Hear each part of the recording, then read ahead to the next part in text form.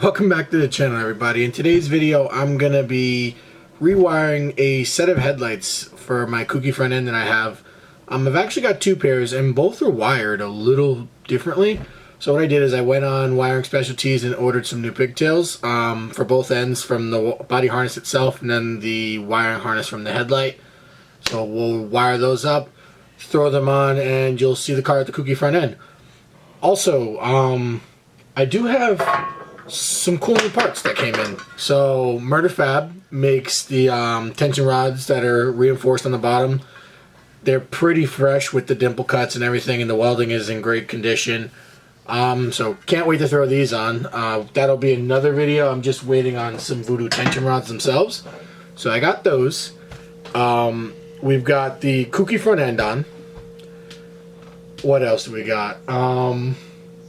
Got the whole new Kouki front end, so I have two Kouki front ends now. One in great condition, one in whatever condition. So yeah, let me just jump right in. I'll start the video off with me wiring up these headlights and going outside and installing them. Let's get to it. Oh, and before we start, I've got a bunch of stuff coming. I've got Street Faction Engineering brake brackets that are going to be for my CTSV brakes all around, so not just the fronts. I'm going to be doing all four corners. Those are coming in.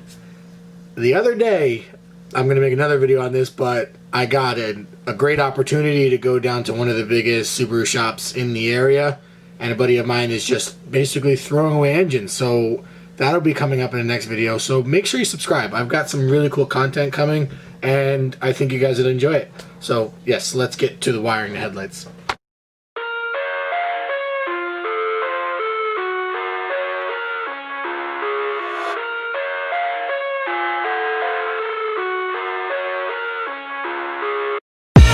I live inside my own world of make-believe.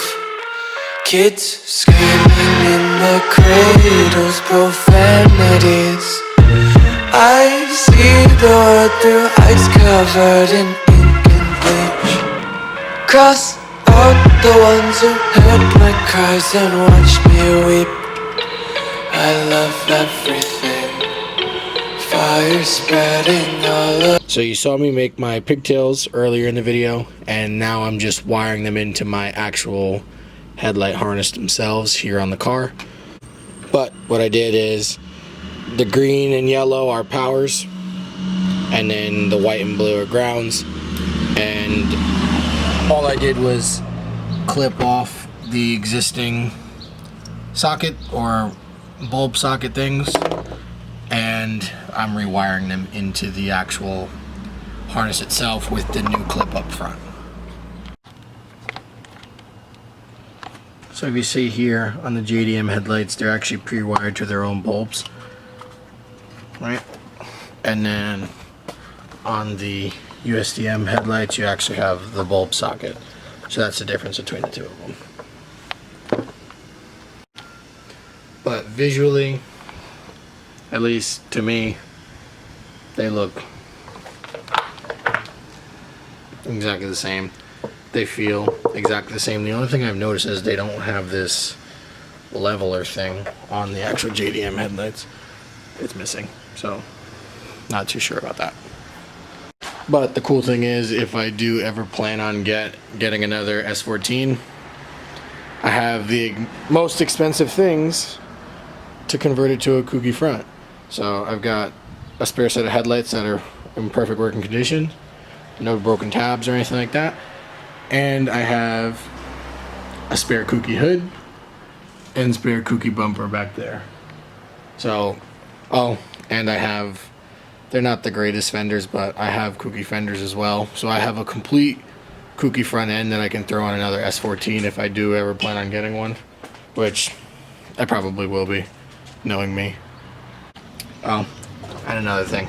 So I have the Chase Base power steering reservoir, and I really like the way it came out. So I actually ordered another one to go on this side, and I'm going to get rid of this little jank little universal filler so I can have a nice bit of aluminum remote filler. And then I'm going to do AN lines from the bottom of it in, and then an AN line from the steam port into the bottom of it. But let me finish wiring up this last headlight harness and call it a day.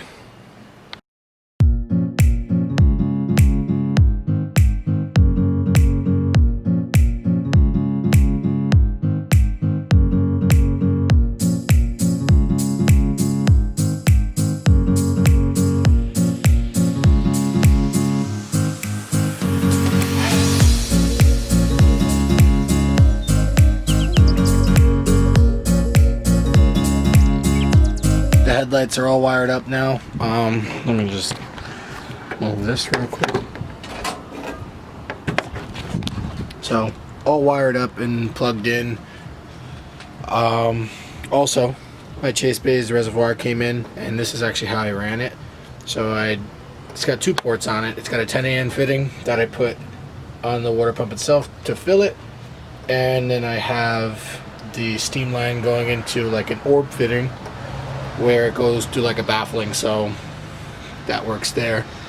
But this is the engine bay as of now, and it's just about ready to go. Last thing I want to do is throw a coolant gauge on the inside just so I can get an exact temperature, and that's about it.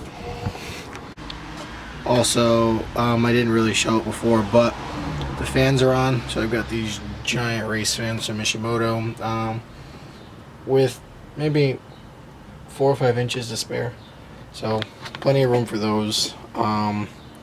Radiator lines are all in now. Engine definitely needs a cleaning because it's just been sitting here collecting dust for the last month.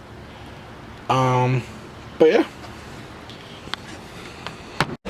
so this is the front end. I just gotta figure out how to get it to actually close, so it's still lifted on the one side, and I'm missing a clip on this side to keep the grill straight. So that's that. But that's the new front end with the wide body fenders. So that's as far as I got on the car today. I ordered a AEM coolant gauge because I don't really trust the OEM gauge. I just want to make sure the car is staying cool before I actually take it on its first drive and everything. But with that being said, thank you very much for watching today's video.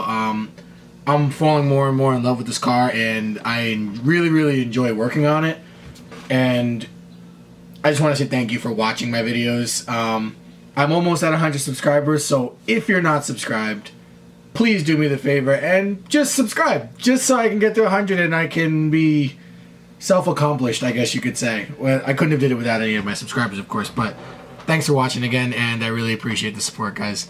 See you next time for more content. Later.